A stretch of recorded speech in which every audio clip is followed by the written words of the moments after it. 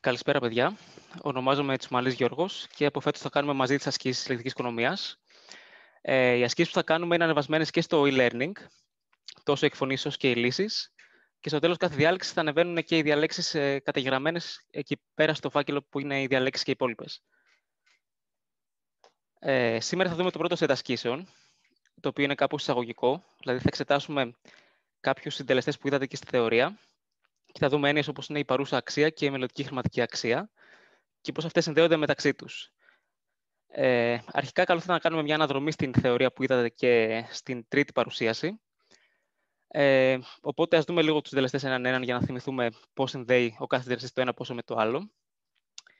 Αρχικά, έχουμε τον συντελεστή ανατοκισμού, τον CIF, δηλαδή τον Compound Interest Factor, ο οποίος με ένα δεδομένο χρονικό ποσό στο χρόνο 0, που είναι η παρούσα αξία και συμβολίζεται με το γράμμα P, βρίσκουμε το ποσό F που θα έχουμε μετά από νη χρόνια και με επιτόκιο I.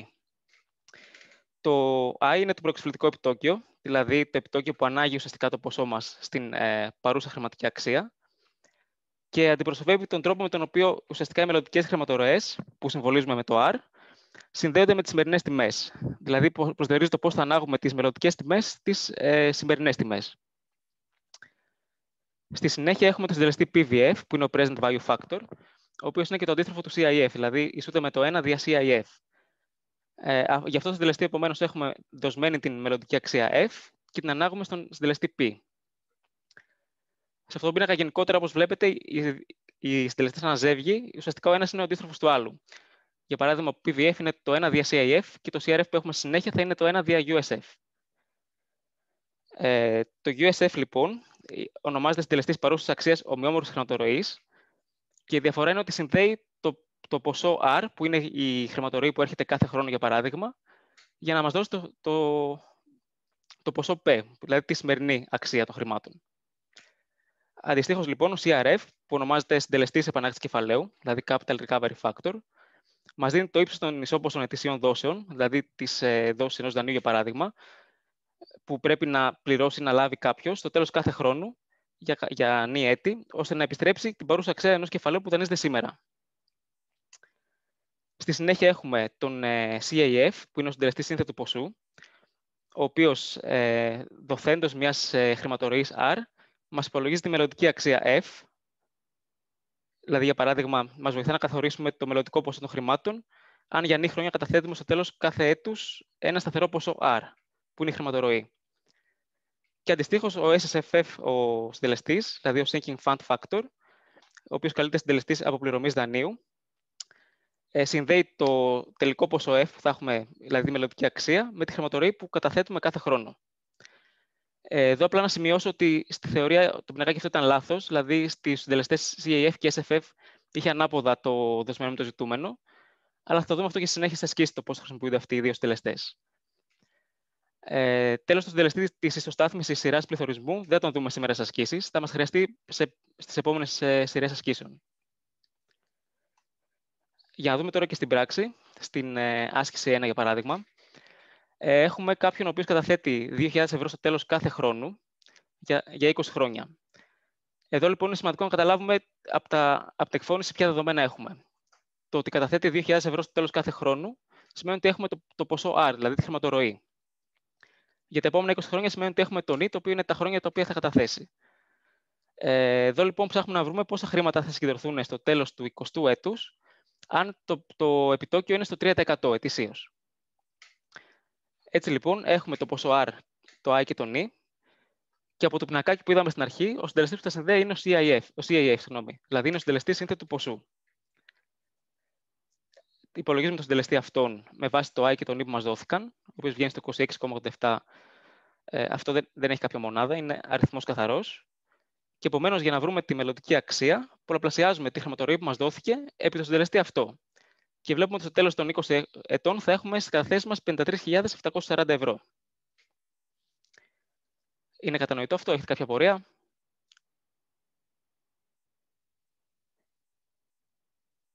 Ωραία, συνεχίζουμε στην επόμενη άσκηση. Στην άσκηση 2 θέλουμε να βρούμε την παρούσα αξία 5 ετήσιων διαδοχικών καταθέσεων, η οποία ισούται με 3.000 ευρώ κάθε μία. Επομένως, πάλι μας δίνεται το R, το οποίο είναι ίσο με 3.000, όταν κάνουμε την κατάθεση στην αρχή του κάθε χρόνου, με επιτόκιο ανατοκισμού 4%. Εδώ η διαφορά με πριν είναι ότι η κατάθεση πλέον γίνεται στην αρχή του κάθε χρόνου και όχι στο τέλος. Επομένως, για να βρούμε τη συνολική αρχική αξία, θα ανάγουμε την μελλοντική αξία στο τέλος του επόμενου χρόνου με το συντελεστή USF, τον οποίο υπολογίζουμε στο 3,62.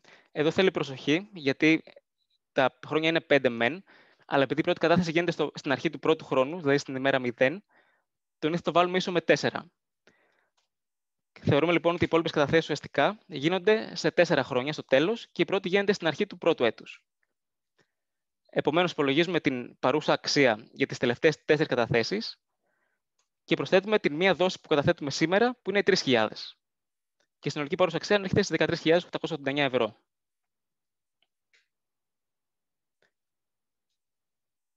Εδώ υπάρχει κάποια απορία.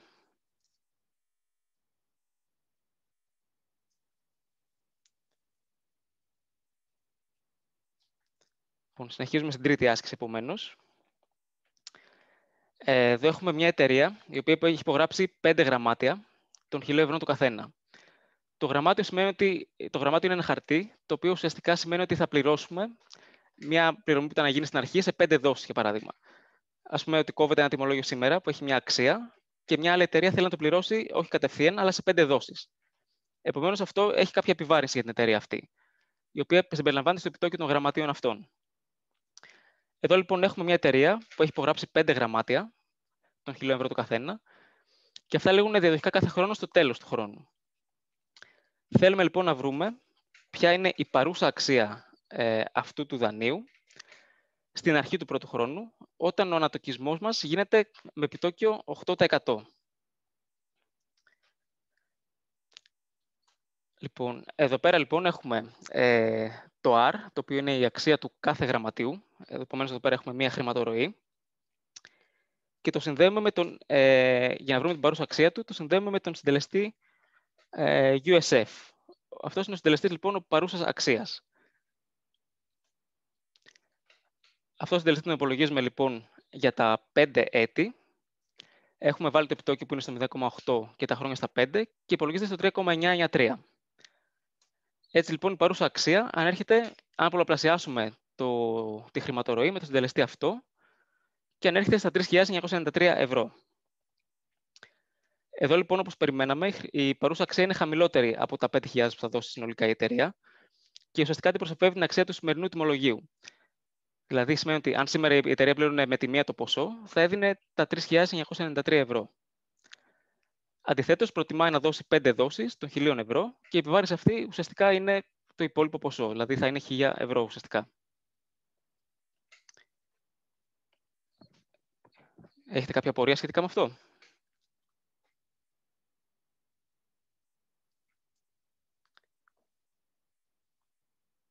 Όχι. Ωραία, συνεχίζουμε λοιπόν. Στην τέταρτη άσκηση έχουμε μια εταιρεία η οποία αγοράζει, έχουμε την 1η Ιανουαρίου του 2002, ένα μηχάνημα το οποίο αξία είναι στα 4.000 ευρώ. Συμφωνείται λοιπόν η εταιρεία να καταβάλει 5 ισόποσες ετήσιες δόσεις με ένα επιτόκιο 9%, το οποίο θα ανατοκίζεται ετήσια πάλι. Εδώ λοιπόν θα πρέπει να υπολογίσουμε το ποσό των ετήσιων πληρωμών. Εδώ έχουμε δύο περιπτώσεις. Έχουμε στη μία όπου γίνεται η καταβολή του ποσού στην αρχή του κάθε χρόνου, δηλαδή έχουμε στην 1η του 2002 και τελευταία στην 1η του 2006. Και η δεύτερη περίπτωση είναι στο τέλος του χρόνου, όπως είδαμε και στις προηγούμενες ασκήσεις, δηλαδή στο 31 του 2002 και αντίστοιχα στις 31 του 2006. Εδώ λοιπόν θα δούμε πρώτα την περίπτωση Β, γιατί είναι η πιο απλή περίπτωση. Εδώ λοιπόν έχουμε την παρούσα αξία του μηχανήματος που ήταν στα 4.000 και ψάχνουμε να βρούμε ποια είναι η δόση ουσιαστικά, δηλαδή το R. Για να συνδέσουμε λοιπόν τον συντελεστή αυτόν, την παρούσα αξία με τη δόση, χρησιμοποιούμε το CRF. Λοιπόν, ο συντελεστής αυτός υπολογίζεται με επιτόκιο 0,09 και για 5 χρόνια. Λοιπόν, βγαίνει στο 0,257. και η δόση ανέρχεται στα 1.028 ευρώ. Δηλαδή, ουσιαστικά κάνουμε απλά τον πολλαπλασιασμό. Τώρα, το ερώτημα α, θα έχουμε πάλι τον ίδιο συντελεστή επανάκτησης κεφαλαίου.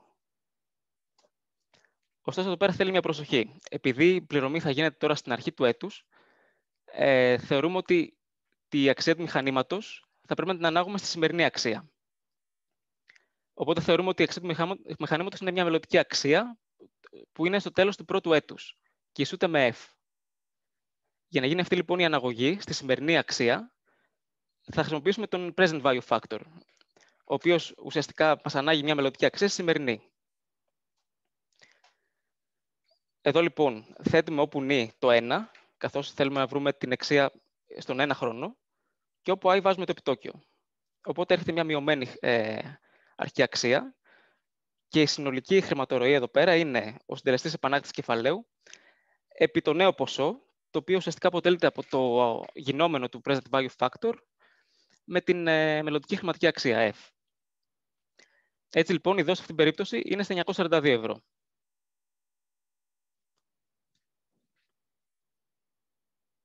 Να ρωτήσω κάτι σε αυτό. Ναι.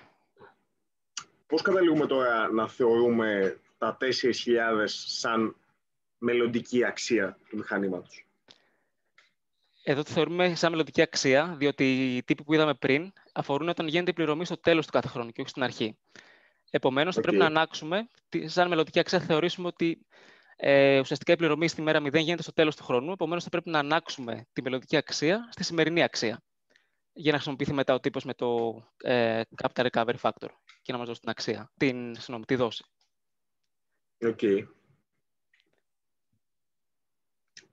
Δηλαδή, άμα ορίζαμε κάποιο π κανονικό, όχι πετόνος, ναι, για την αξία του μηχανήματος, αυτό ποιο θα ήταν, ή μπορούμε να το ορίσουμε αυτό ή όχι, εν προκειμένου? Αυτό το ορίσαμε στο ερώτημα Β. Γι' αυτό το κάναμε ανάποδα. Στο Β ναι, είχαμε 4.000, γιατί ήταν η πληρωμή στο τέλος του χρόνου. Ναι. Ήταν η μόνη διαφορά. Είναι κατανοητό? Ναι. Ωραία. Οπότε συνεχίσουμε στην πέμπτη άσκηση. Εδώ λοιπόν θέλουμε να υπολογίσουμε την ισοσταθμισμένη χρηματορροή, δηλαδή θέλουμε να βρούμε πάλι το R, των χρηματικών ποσών, τα οποία φαίνονται στον παρακάτω πίνακα. Εδώ έχουμε ένα επιτόκιο στο 6%. Εδώ λοιπόν βλέπουμε δύο περιπτώσεις. Η μία είναι, έχουμε χρονικό ορίζοντα στα 5 έτη και ένα χρονικό ορίζοντα στα 8 έτη. Τα ποσά, όπως βλέπετε, κάθε έτος είναι διαφορετικά.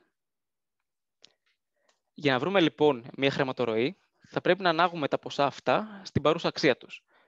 Ωστόσο, επειδή είναι αυτά διαφορετικά τα ποσά, θα πρέπει να καθορίσουμε μια συνολική παρούσα αξία. Δηλαδή, για αυτά τα 5 χρόνια, πώς αυτά τα ποσά φαίνονται συνολικά σήμερα, στη μέρα 0.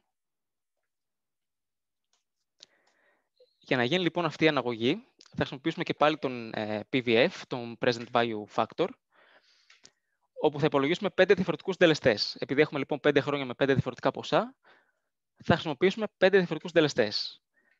Το I είναι σταθερό σε όλα τα χρόνια, στο 6%, και το NI αλλάζει από 1 μέχρι 5.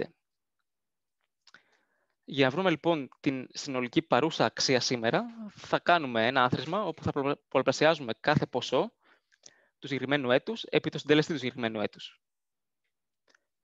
Επομένως, αυτό το ποσό σήμερα έχει μια αξία 22.710 ευρώ με αυτό το άθροισμα.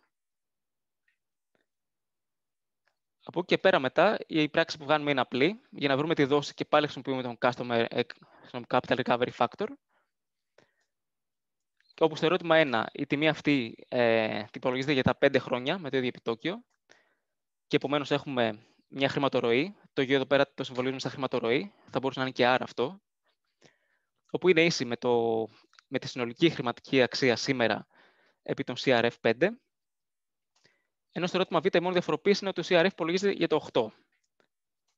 Επομένως, η χρηματορροή, άμα το ποσό αυτό το πληρώσουμε σε 8 χρόνια, αντί για 5 χρόνια, είναι στα 3.656 ευρώ. Και όπως θα περιμέναμε, είναι και μικρότερο από την αριστερή, δηλαδή που θα πληρώναμε στα 5 χρόνια. Υπάρχει κάποια απορία σε αυτό?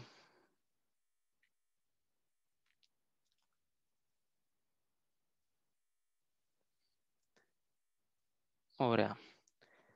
Οπότε συνεχίζουμε στην έκτη άσκηση.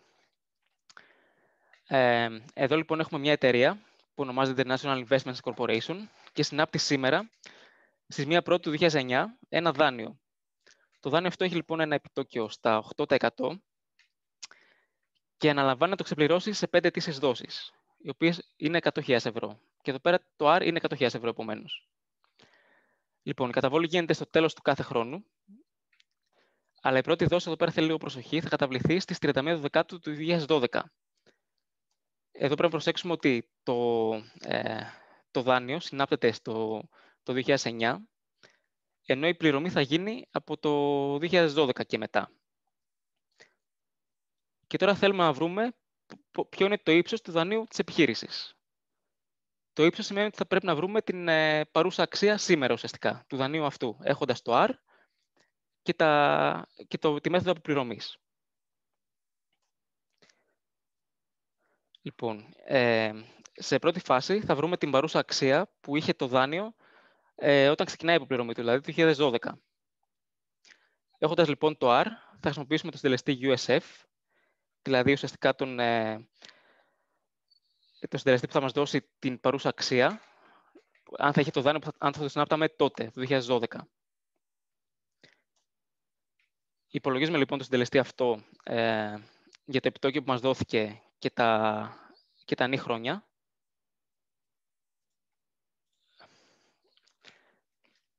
Και, συγγνώμη λίγο, έχουμε ένα τεχνικό θέμα. Θα συνεχίσουμε και άμα χρειαστεί θα σας στείλω ξανά link, γιατί βλέπω ότι το meeting αυτό έχει ένα θεματάκι. Λοιπόν, υπολογίζουμε το συντελεστή USF για να βρούμε την παρούσα αξία το 2012 ουσιαστικά. Και το επόμενο βήμα είναι να ανάγουμε το συντελεστή αυτόν, το ποσό αυτό, στη σημερινή αξία. Δηλαδή, εφόσον το 2012 από το 2009 που υπογράψαμε το δάνειο απέχει 3 χρόνια, για να βρούμε την παρούσα αξία του δανείου αυτού το 2009, θα πρέπει να κάνουμε επί το PVF, που είδαμε και στην προηγούμενη άσκηση. Το PVF λοιπόν το υπολογίζουμε για νήσον 3 χρόνια και επιτόκιο 8%. Οπότε βγαίνει το ποσό που υπογράψαμε σήμερα ότι είναι στις 316.000. Εδώ είναι κατανοητή η διαφορά σχέση με πριν.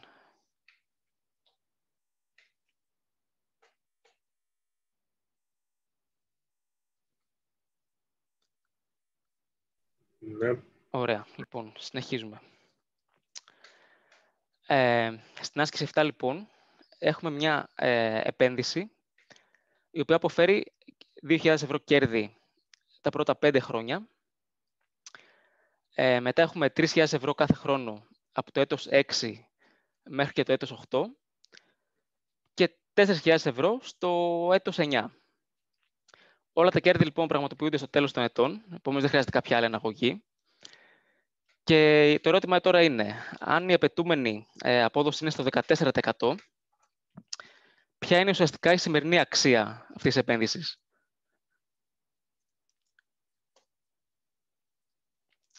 Λοιπόν, για να υπολογίσουμε αυτό, λοιπόν, θα πρέπει να βρούμε όλες τις παρούσες αξίες των ποσών αυτών που είπαμε. Η πρώτη, λοιπόν, αξία, έχουμε μια χρηματορροή που είναι στα 2.000 ευρώ για τα πρώτα 5 έτη και ένα επιτόκιο απόδοση που είναι το 14%. Για να βρούμε, λοιπόν, την παρούσα αξία την πρώτη, θα χρησιμοποιήσουμε όπου νη το 5 και όπου το επιτόκιο που βάλαμε και θα βρούμε μια παρούσα αξία στα 6.866 ευρώ. Στη συνέχεια, για να βρούμε τις νέες παρούσες αξίες, η επόμενη παρούσα αξία υπολογίζεται με τον ίδιο ακριβώς τρόπο, όπου έχουμε βάλει το 3. Ωστόσο, θα χρειαστεί εδώ πέρα μία αναγωγή τώρα, γιατί αυτή η παρούσα αξία υπολογίστηκε για μετά από 5 χρόνια. Δηλαδή, βάλαμε το ποσό, βρήκαμε ένα ποσό στα 6.900 ευρώ και αυτό θα πρέπει να το ανάγουμε σαν να έγινε η πληρωμή στα 5 χρόνια. Συγγνώμη, στον τρίτο χρόνο. Στον πέμπτο. Επομένως, κάνουμε τον PVF, βάζουμε όπου νη το 5 και υπολογίζουμε ένα ποσό στον πέμπτο χρόνο. Και τέλος, το τελευταίο ποσό, το οποίο έγινε στον ένατο χρόνο και η αξία του ήταν στα 4.000 ευρώ, εδώ δεν χρειάζεται να βρούμε κάποια παρούσα αξία, καθώς ήταν μία πληρωμή, δηλαδή το R3 ουσιαστικά ισοδυναμεί με το P3, και η μόνη αναγωγή που πρέπει να κάνουμε είναι στα 9 χρόνια, ώστε το ποσό αυτό να να γίνει η παρούσα αξία του στο σημερινό χρονικό ορίζοντα. Έτσι λοιπόν, η συνολική παρούσα αξία είναι το άθροισμα των τριών αυτών αξιών που βρήκαμε από πάνω.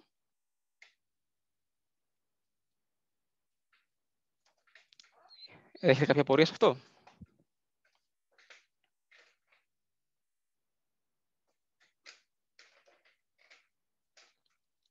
Ωραία. Λοιπόν, και εδώ βλέπουμε τώρα την τελευταία άσκηση που ασχολείται με τους συντελεστές αυτούς. Έχουμε μία υποενέργεια σε πολυκατοικία. Στην πολυκατοικία αυτή αγοράζει κάποιος ένα διαμέρισμα, το οποίο αξία είναι στα 200.000 ευρώ. Επιλέγει να πληρώσει αμέσως τα 120.000 ευρώ, ενώ η συμφωνία του έχει υπογράψει ουσιαστικά να πληρώσει το υπόλοιπο ποσό μετά από 3 χρόνια. Λοιπόν, ένα εξάμηνο μετά την αγορά καταθέτει σε μια τράπεζα ένα ποσό ΣΕ, όπου το επιτόκιο είναι στο 16%. Λοιπόν, σε κάθε εξάμηνο ουσιαστικά επιλέγει να καταθέτει το ίδιο ποσό στην τράπεζά του, με σκοπό να συγκεντρώσει μέχρι την ημέρα της εξόφλησης ολόκληρο το υπόλοιπο του χρέος. Εδώ πρέπει να υπολογίσουμε λοιπόν το ποσό ΣΕ, δηλαδή ποιο ποσό καταθέτει στην τράπεζα για να καλύψει τα υπόλοιπα 80.000 ευρώ, τα οποία απομένουν για να αποπληρώσει την αγορά.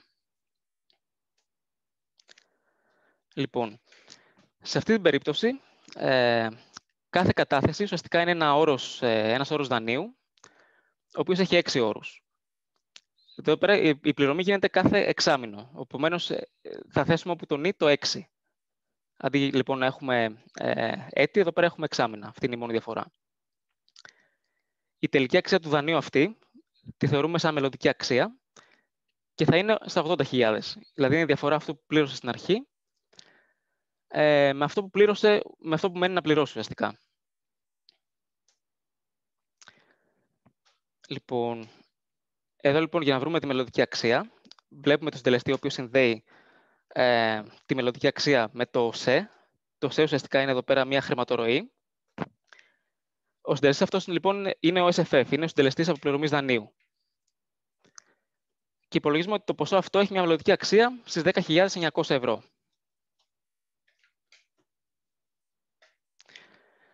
Λοιπόν, αυτές ήταν οι ασκήσεις για την πρώτη σειρά. Ήταν αρκετά λίγο σύντομο το μάθημα σήμερα, απλά ήταν λίγο εισαγωγικό. Θέλω να μου πείτε αν έχετε κάποια απορία καταρχάς για τις ασκήσεις που είδαμε ή γενικότερα για τη θεωρία που είδαμε και στην αρχή.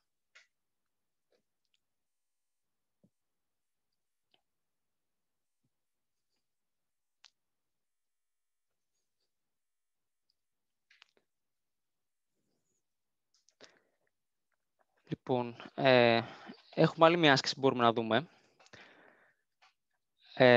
Αυτή αφορά τον ισολογισμό. Τα έχετε κάνει στη θεωρία και αυτά.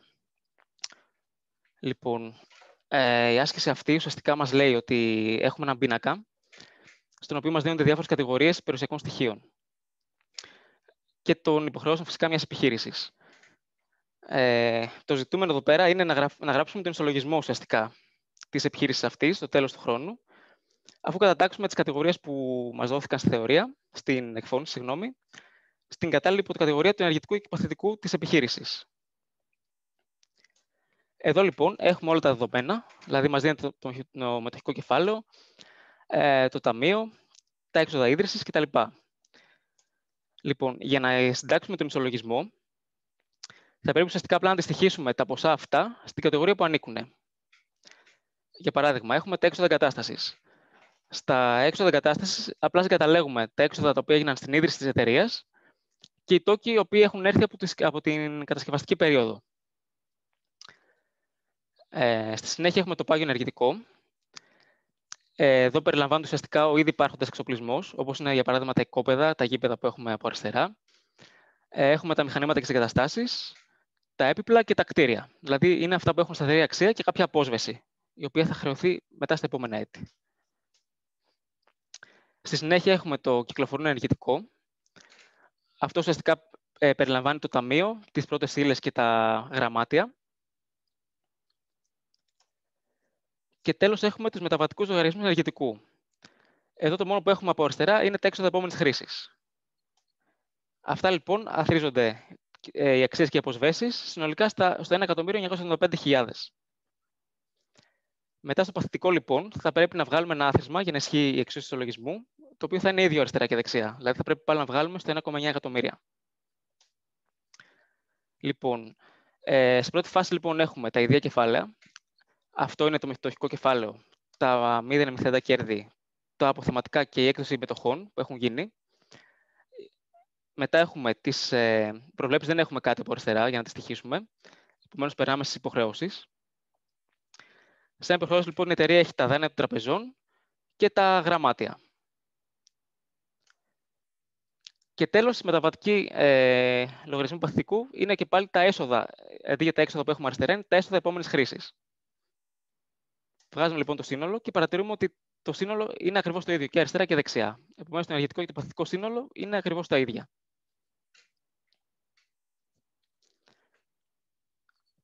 Αυτή ήταν και η τελευταία άσκηση. Έχετε κάποια απορία σχετικά με αυτό που συζητήσαμε?